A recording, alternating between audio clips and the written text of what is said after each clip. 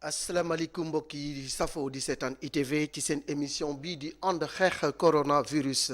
ni ñu koy defee saa su nekk rek dinañu ñëw ci xayma bésu tey bi ànd ci ak docteur Aloyse Waly Diouf waaye nag tey suñu invité di kilifa gu mag di monsieur Oumar Gueye nekk maire de Sangalkam nekk tamit ministre des collectivités territoriales du développement et de l'aménagement des territoires tey dinañu waxtaan ak moom ci lu yaatu tey nag xayma bésu tey bi encore une fois. amaat nañu ay nit ñu ñàkk seen bakkan ci woppi coronavirus ji mu nekk ñeenti nit yu nga xam ni gaañu nañu niki démb lim bi nga xam ne ñoo ci gaañu nag toll ci juróom-ñeent fukk ak juróom-ñetti nit yu ci ñàkk seen bakkan ci bésu tey bi am nañu téeméer ak ñaar fukk ak benn nit yu nga xam ne am nañu doomu jàngoro bi waaye nag li ñu ràññee aussi mooy cas importé yi bëri na ndax am nañu fukki cas importé ak juróom ca aéroport international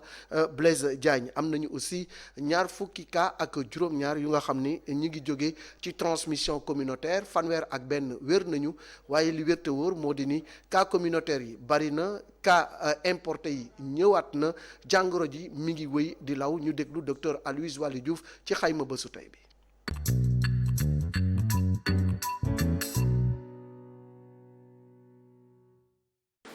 ci junni ak juróom fukk ak juróom-ñaari test yi ñu def. téeméer ak ñaar fukk ak benn ñoo ci positif maanaam juróom-ñaar fukk ak juróom-ñeent yi di ay cas contact fukk ak juróom yi di ay cas importé ñaar fukk ak juróom-ñaar yi di ay cas communautaire ñu gis leen ci Diourbel ñett Fatick ñett Kaolack ñett ñaar ci Guédiawaye ñaar ci Liberté 6 ñaar ci Touba ñaar ci Dakar Plateau benn ci Parcelles Assainies benn ci Mbao benn ci Yoff benn ci Pikine benn ci Mariste benn ci Tivaouane benn ci Mermoz benn ci Khombol benn ci Sicap Baobab ak benn ci Joal fanweer ak benn ci malade yi ñu hospitalisé woon wër nañu bésu tey ñaar fukk ak juróom-ñaar ci suñu malade yi ñu ngi ci service réanimation yi ci bésu démb ñeenti malade ñàkk nañ seen bakkan ci feebar bi ñuy wax coronavirus ci suñu structure de santé yi ñeneen ñi des hôpital ñu ngi am tan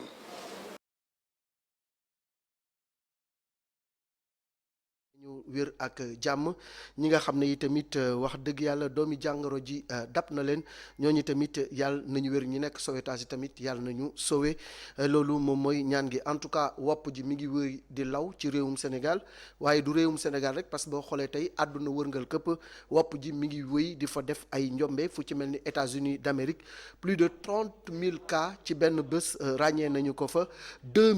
400 000 cas am au total aux États-Unis waaye bu ñu xoolee 24 000 décès am nañ ko foofu ci États-Unis ci àdduna bi am nañu daanaka 500 000 morts ci rek fan yi 692 lors des dernières 24 heures aussi remarqué nañ ko ci bu ñu xoolee également ci États-Unis am nañu 751 cas niki démb boo demee fu mel ni Arizona fu mel ni Floride fu mel ni Texas fu mel ni Californie wopp ji mi ngi wéy di fa faagaagal askan bi Brésil moom fi mu toll nii tamit jaaxal na nit ñi ndax lu ëpp 39 000 cas ràññee nañ ko ca Brésil ci 24 heures rek plus de 1 200 000 cas foofu ca réewum Brésil ñoom tamit ñi ngi am daanaka 1141 décès ci 24 heures donc fi mu toll nii démb rek am nañu 1185 mu mel ni jàngoro ji jógewu fii mi ngi fi wéy di law donte autorités yi ñi ngi def seen kem kartan waa Kër Docteur ñi ngi def seen kem kartan waaye askan wi remarqué nañu ni am na relâchement bu doy waar ci loolu la ñuy rek dugal suñu invité tey wax naa leen ko muy monsieur Oumar Gueye maire de Sangalkam nga xam ni moom mooy édile de Sangalkam askan bi wóolu ko jiital ko foofu depuis 2014 mu nekk tamit ministre des collectivités territoriales du développement et de l'aménagement des territoires loolu yëpp dinañu waxtaan ak moom ci déjà au niveau national ndaxte galon yi nga xam ni moom la yor dafa nekk d'abord un membre du gouvernement waaye tamit nekk élu local loolu yëpp dinañ ci waxtaan ak moom ci stratégie globale bi nga xam ni réewum Sénégal am na ko depuis coronavirus bi dugg fi muy le 2 mars ak léegi président de la République en tant que chef de troupe wala chef de guerre joxe ay directives yu leer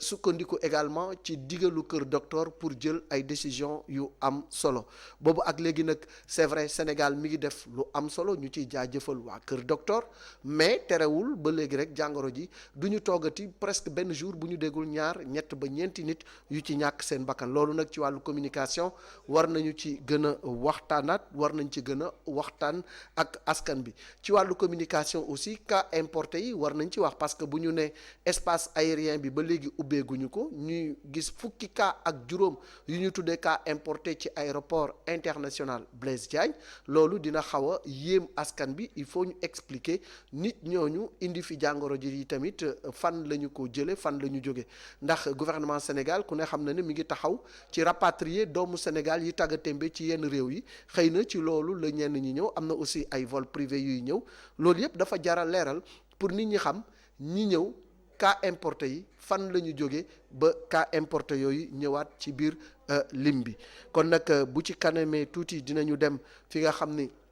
mooy màkkaanu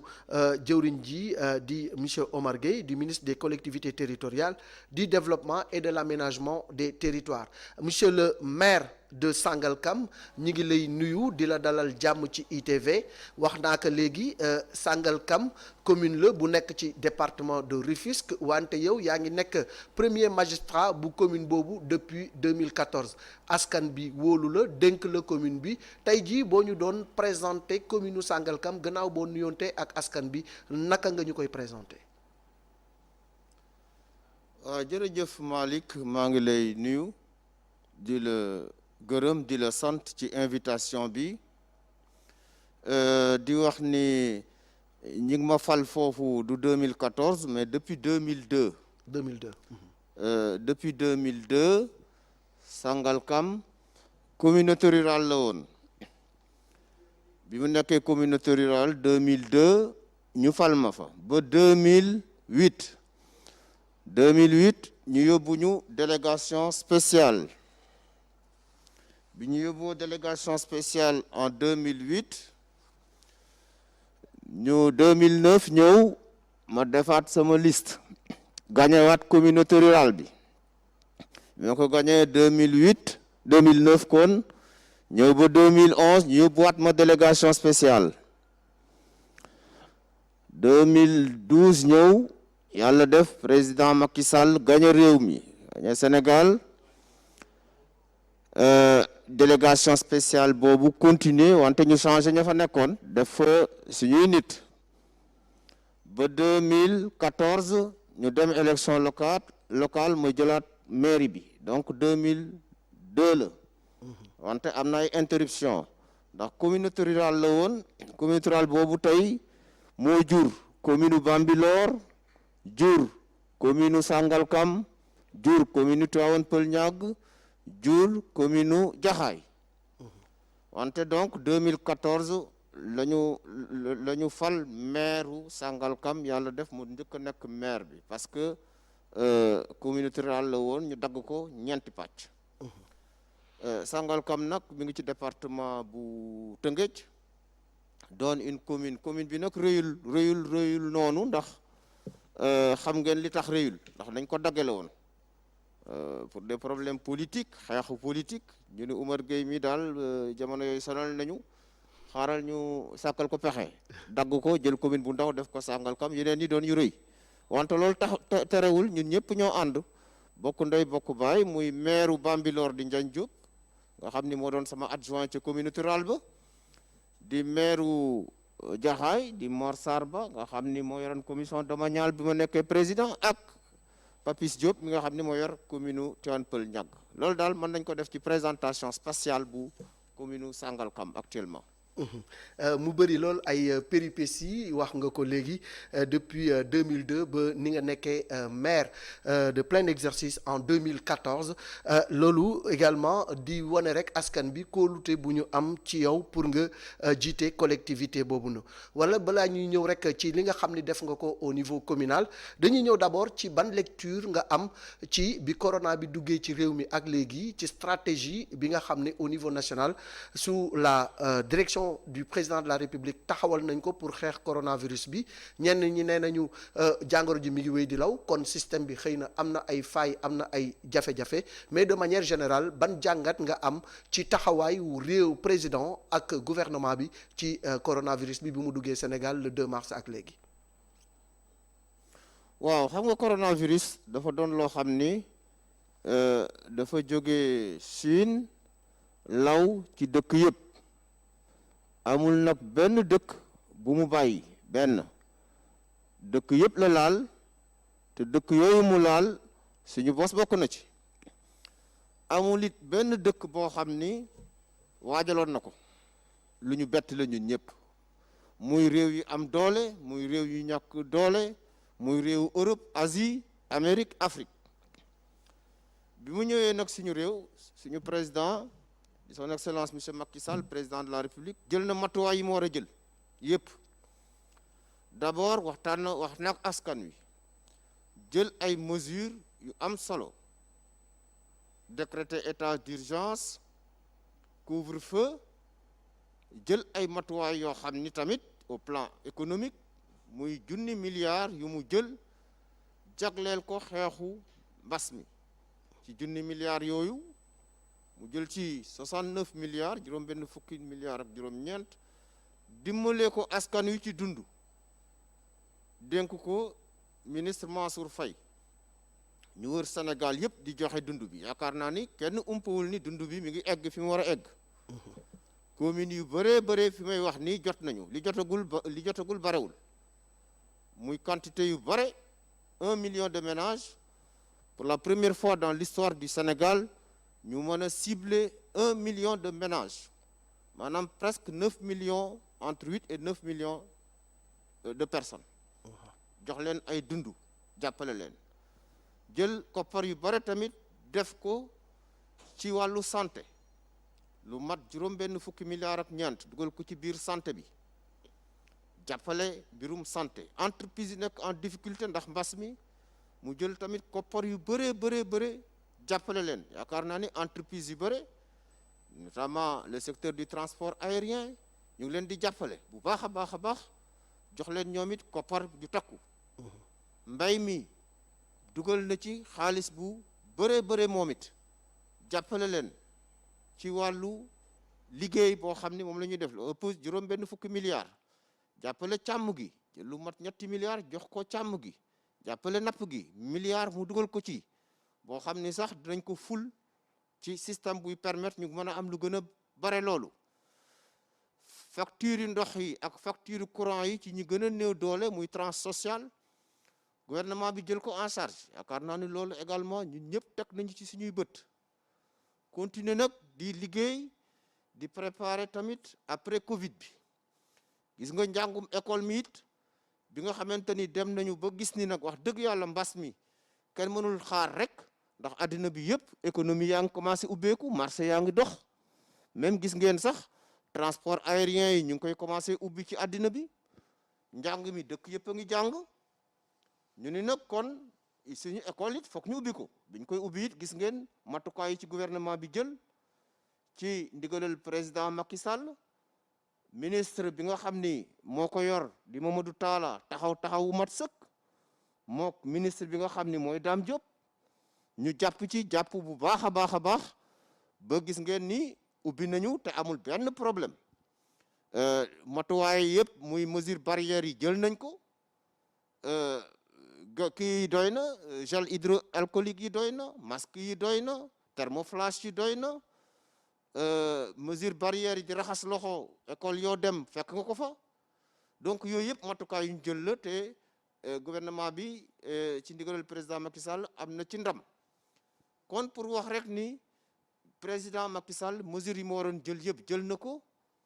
mante nag mbas mi ba tey mi ngi fi comme nag ni mu ko waxee gan goo xam ni daf lay ganas yi te xamoo kañ lay ñibbi c'est boo nga jéem a seet nu ngeen di dëkke moo tax ba ñuy continuer di ñaax askan wi mesure barrières yi ñu koy def benn mooy d'abord masque yi nañuy waay nañuy takk suñuy masque ñaar nañuy moytu daje yu bare yi ñett nañuy raxas suñuy loxo ak saabu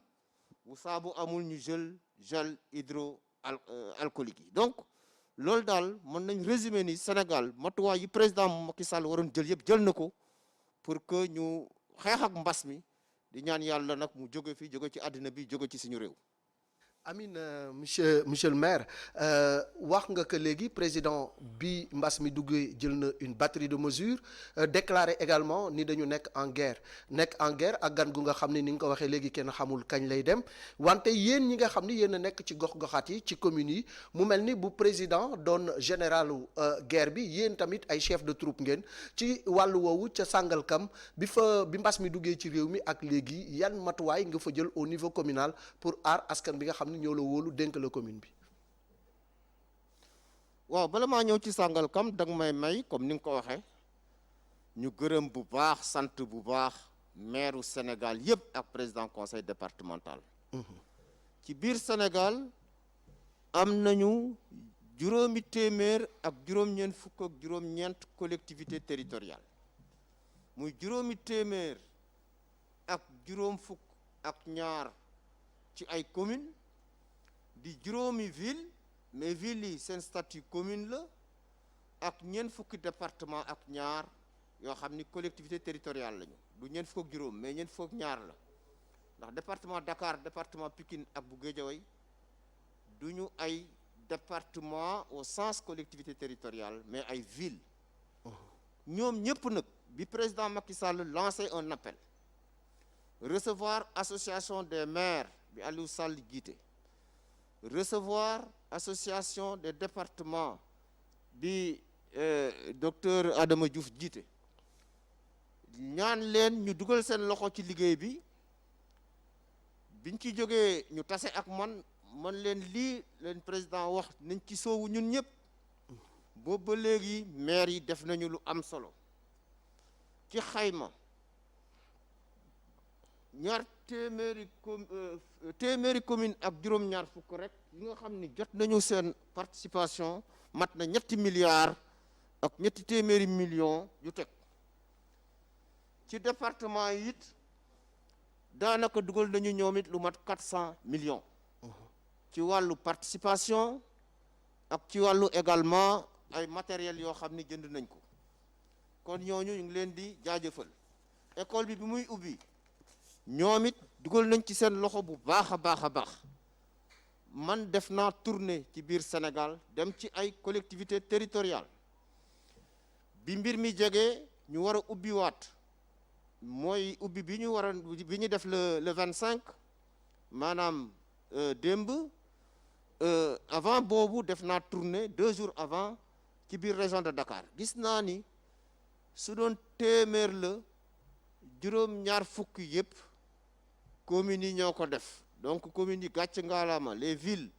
les communes les collectivités territoriales les départements jàppale nañ président Macky Sall répondre nañ favorablement ci appel boobu mu leen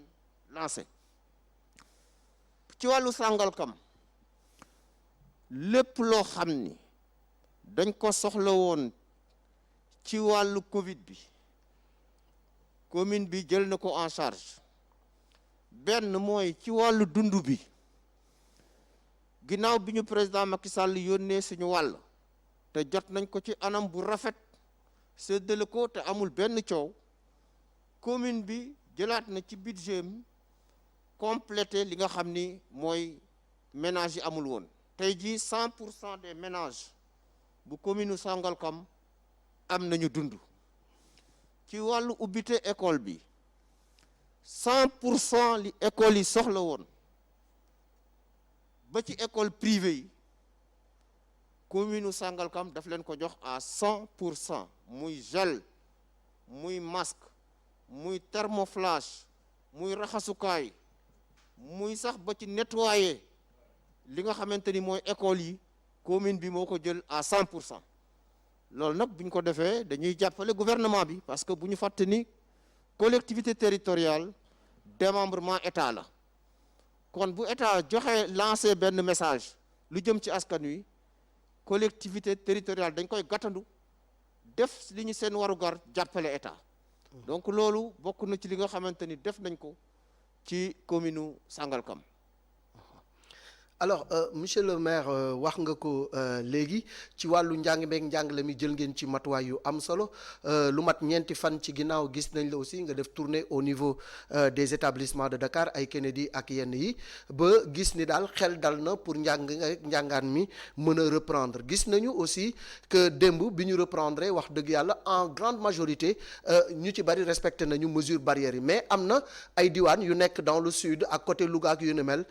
taw bi commencé na fa yenn yi am na ay abri provisoire am na ñu nga xamante ni problème mu toilette la ñu am ci remontée yi nga xam ne am nañ ko daal am na ay rëq-rëq ci yenn gox yi est-ce que loolu jotul aussi ñu jël ci ay matuwaay le plus rapidement pour que élève ba nekk ci Fongolemi ak élève bi nekk ci Dakar yem bu ñu demee ci salle d'examen yi.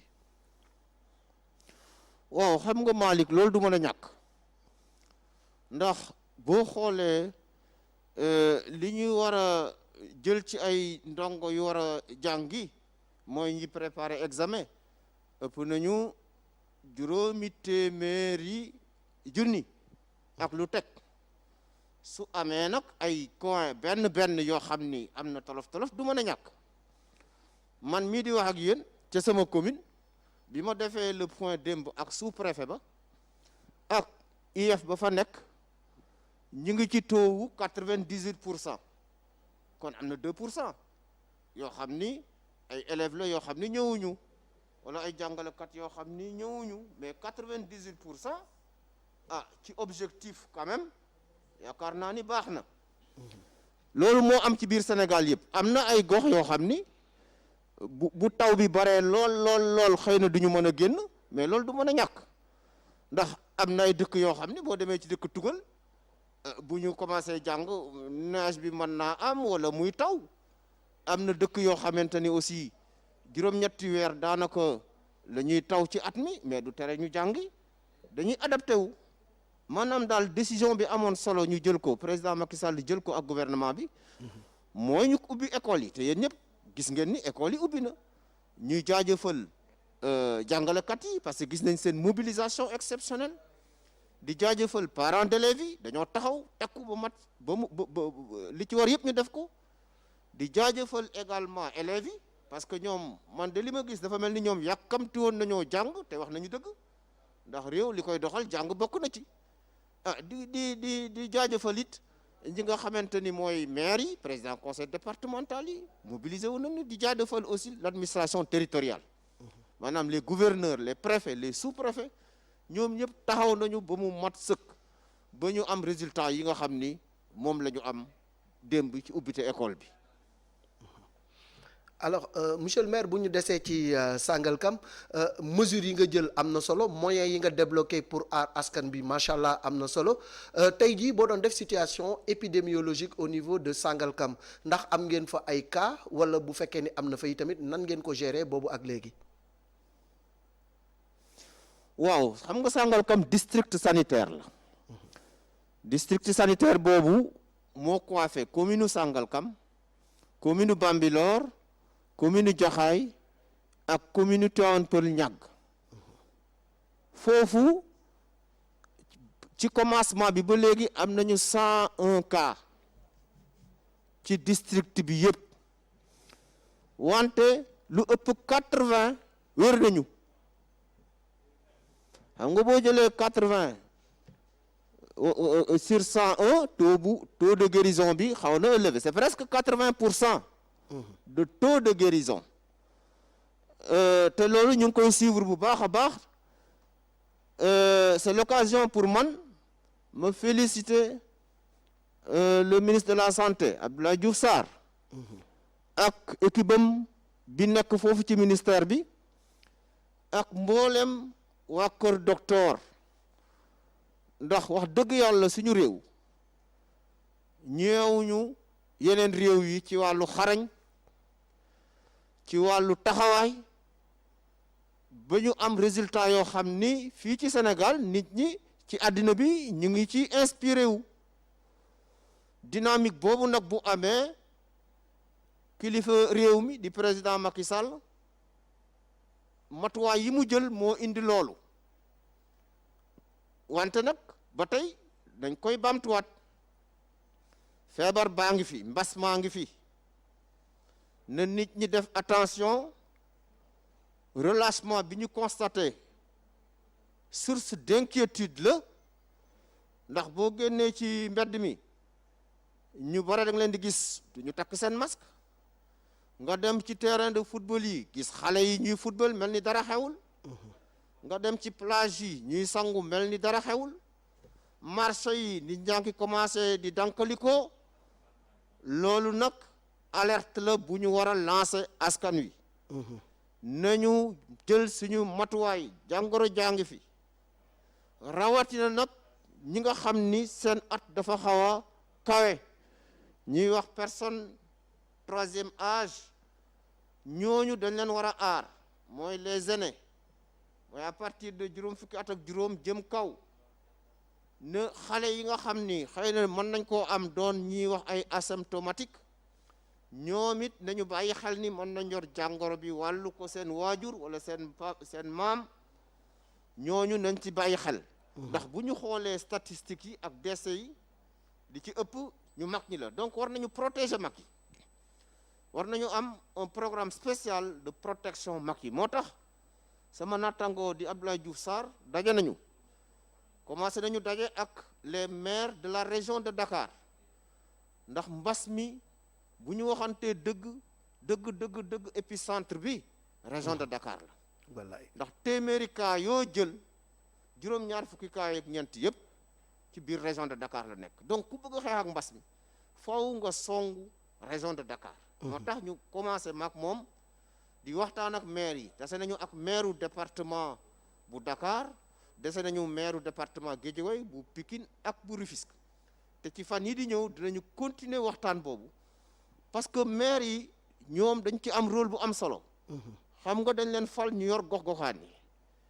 ASC yi maire yi ñoo leen di subventionné li ci ëpp maire yi ñooy présider les comités de santé ci seen biir gox maire yi ñooy liggéey ak bàjjenu gox yi donc pour man le point central ci proximité xeex mbas mi maire yi la war a doon te loolu président Macky Sall wax na ko gërëm na leen plusieurs fois ci conseil des ministres mais ñu war leen gën a dooleel pour que ñoom dans leur collectivité territoriale ñu mën a jël mbir mi en charge en termes de sensibilisation en termes d'information ñuy rafetlu tamit expérience su Grand Yoff ak sociologue Djibi Diakhaté ci li muy lancé navétane Covid xam nga lu baax moom boo ko gisee waaw da nga ko war a partager war ko diffuser encouragé ko xale yi au lieu ñuy dem di nawetaani di football mais nañu def ay concours xool ban ASC moo gën a sensibiliser ban ASC moo gën a fexe ba koñam Covid bi bañ faa dugg wala wàññeeku ku ci ëpp résultat ñu jox la coupe loolu système boobu war nañ koo mën a lawal ci biir Sénégal ndax combat bi ñu war a gën a xeex tey jii mooy mbas mi mooy coronavirus mooy Covid 19 te loolu faaw ñu def mesure barrière yi masque yi nañ koy takk encore une fois damay continuer rek di ko wax nañ koy gis nga man maa ngi nii janoog yéen dama takk sama masque démb bi ma nekkee RTS man dama takk sama masque amul fu may janoog ay nit di wax te takkuma sama masque nañ koy def te masque yi wax dëgg yàlla doy na président Macky Sall li mu defarlu ci masque bare na maire yi li ñu defarlu ci masque allah bare na mais masque du pour def ci poche wala bàyyi ci kër. Sangalkam ñaata masque lañ fa defar monsieur le maire. man joxe naa lu ëpp 30 000 masques ci population bi te ñu ngi may déglu xam naa. loo xam ni élèves yi rek jox naa leen 10 000 masques joxe naa lu ëpp 25 000 masques population yi.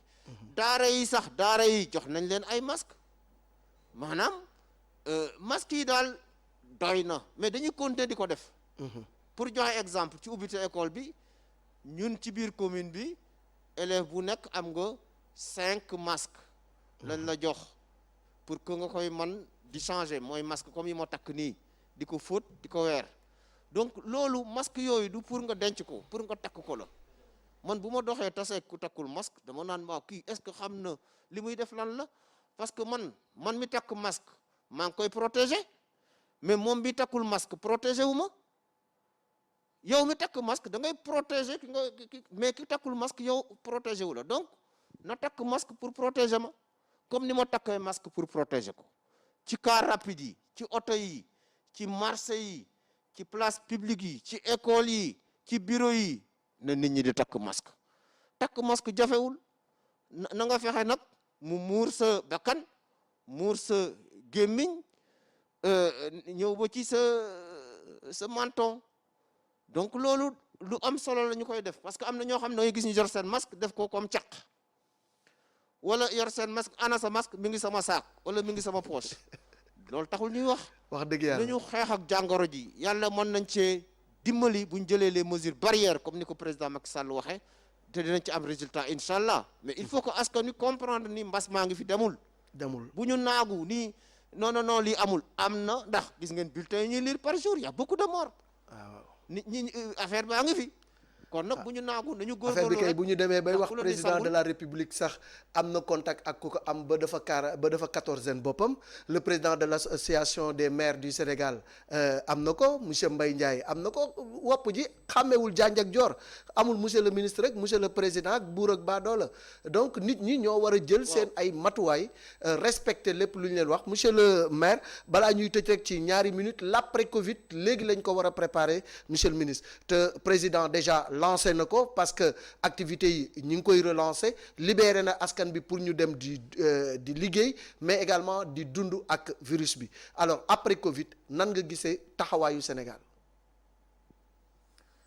waaw damay wax d'abord ci mise en quatorzaine bu président Macky Sall. waaw coow li bëri na ci didactique maanaam dafa wane ni ñuy jàngalee rek maanaam moom joxe na exemple bi wax na ni nañu moytu. wax na xam na it ci li waa kër docteur wax ni ku nekk en contact ak ku ko am da ngay dem en quatorzaine moom bi mu nekkee en contact ak ku ko am def na test maanaam dara jotu ko yàlla na continuer dara jotu ko mais daf ko respecté pour wax nit ñi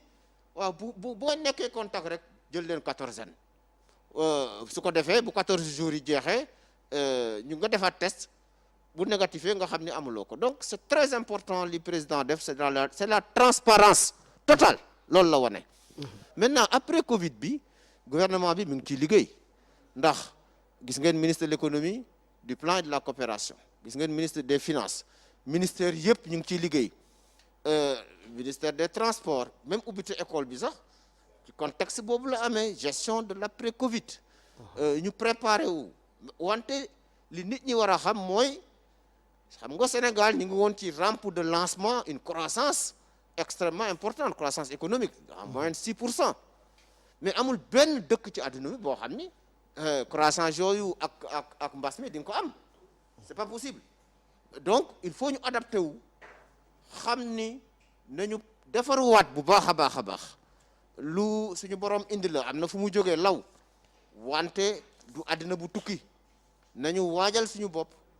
taxawaat bu dëgër comme ni ko président Macky Sall waxee actuellement borom xam-xam yi ak ñu xarañ ñu ngi liggéey ci l'après Covid gis nga mesures yi mu jël sax c'est une mesure d'accompagnement xam nga agriculture fi mu ne nii nawet bi waajal nañ ko li nga xam ne mooy élevage waajal nañ ko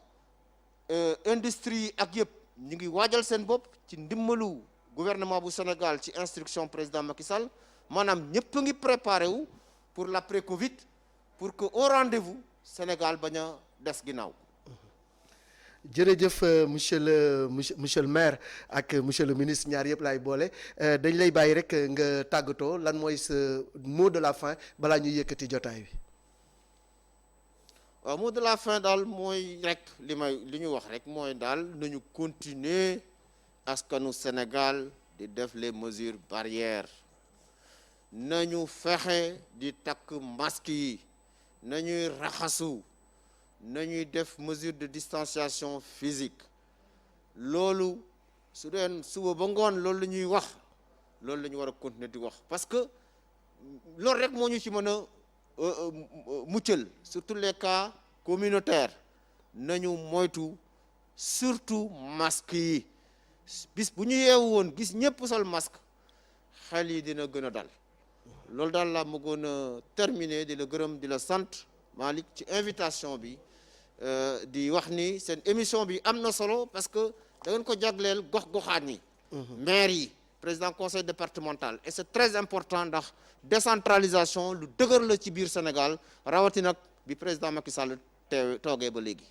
alors jërëjëf monsieur le maire de Sangalkam monsieur Omar Gueye nekk i tamit ministre des collectivités territoriales du développement et de l'aménagement du territoire émission bi am na solo waaye kër gi sax ñi ngi xalaat nu ñuy def ba jeexal ko arrêté ko mais gëm naa ni war nañu mun a continuer di sensibiliser parce que fi jàngoro ji toll loolu la laaj communes yi aussi bu ñu bëggee émission bi continuer ñi ngi woo waa AMS di woo aussi monsieur le ministre des collectivités territoriales et du développement et de l'aménagement du territoire pour ñu sponsoriser émission bi bu ko defee ñu mën a continuer jeexal gox-goxaat yi ci biir Sénégal yëpp parce que ni mu ko waxee plus de 594 communes nekk fii te ñoom ñooy rampe de lancement wu xeex bi contre la Covid-19 donc bu ñu jàppee ci émission bi dinañ ko gën di wéyal ndax sensibilisation du doy te gan goo xamul kañ lay ñëw kañ la fiy jógee da nga koy bundu xataal rek saa yu nekk nga dëkk ci noppam di wax ci moom askan bi nañu respecter les mesures barrières kon jaa ngeen jëf ba altine incha allah ci beneen émission ànd xeex coronavirus bu ci kanamee tuuti dinañ am plateau